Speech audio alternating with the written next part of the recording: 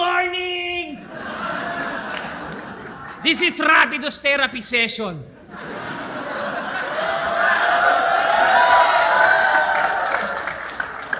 You feel a lot of hate to your father.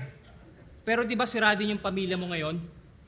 Magkaiba lang ng panahon pero yung ginawa sa'yo ng tatay mo, ginagawa mo rin sa anak mo ngayon. Anong hindi? Papunta ka na doon. Kaya bago mo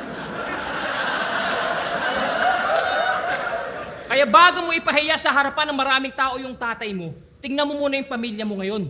Hindi yan umuuwi kasi pera dahilan pangkain ng anak.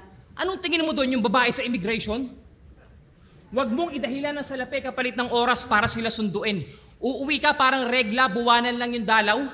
Huwag mo silang utuin. Puro kasi ito pa, charmy. Yung mga anak, di man lang ma-whisper. O, charmy, whisper, may naka-absorb.